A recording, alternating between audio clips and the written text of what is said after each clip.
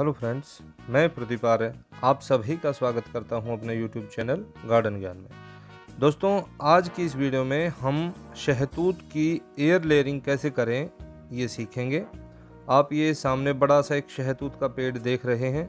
ये पेड़ मेरे प्लाट में है और इसको लगभग 4 से 4.5 इंच लंबे तक शहतूत लगते हैं और जो शहतूत हैं वो काफ़ी मोटा हो जाता है और बिल्कुल काले रंग का हो जाता है जब वो पूरा तरह पक जाता है। तो ये आप इसके पत्ते देख पा रहे हैं, इसके बड़े बड़े पत्ते होते हैं और ये भी मैंने कलम से ही लगाया हुआ है।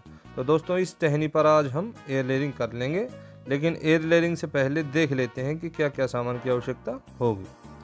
तो दोस्तों, आपके सामने एक तो ये चाकू है, ये सामान्य घर का ये रसोई वाला चाकू है।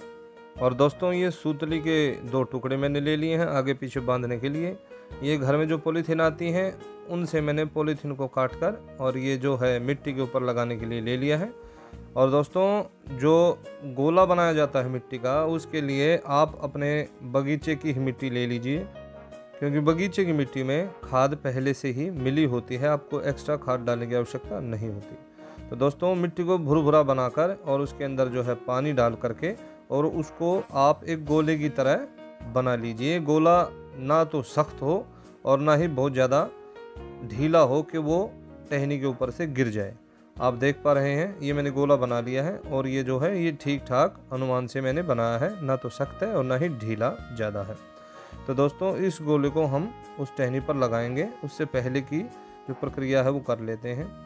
दोस्तों, यहाँ इस टहनी पर हम जो है आप देख पा रहे हैं, यहाँ एयर लेयरिंग करेंगे और एयर लेयरिंग के लिए पहले इसको चाकू से 2 कट लगा लेते हैं।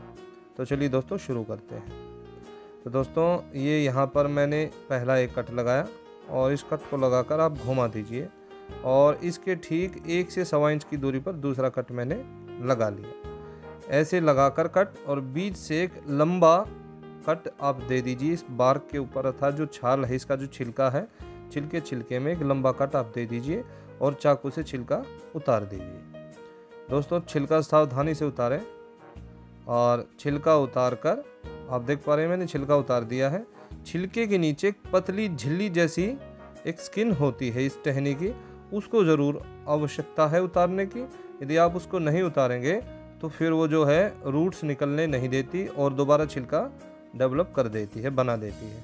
तो इसलिए वो जो है इसको अच्छे से आप उतार लीजिए और उतारने के पश्चात यहाँ पर ये जो मिट्टी का गोला आप देख रहे हैं, ये मिट्टी का गोला इसको जो है अच्छे से दबा के चिपका दीजिए और इसको यहाँ से गोल बना दीजिए।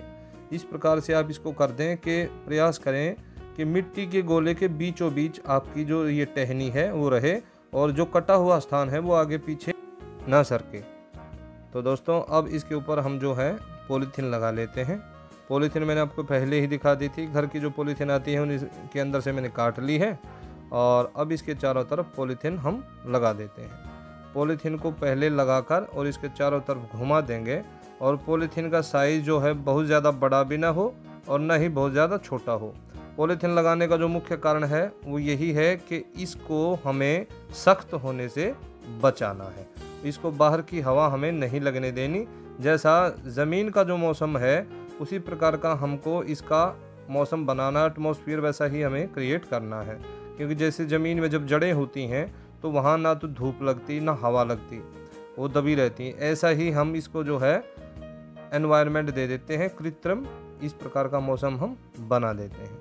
और उसके बाद जब आप इस धागे से बांधें, धागा कोई भी आप ले सकते हैं, इसको सख्त बांधें अर्थात टाइट करके बांधें कि यहाँ से हवा अंदर प्रवेश न कर जाए और अच्छे से आप इसको जो है कस के खींच कर बांध दें और बांधने के बाद इसको जो है आप छोड़ दें।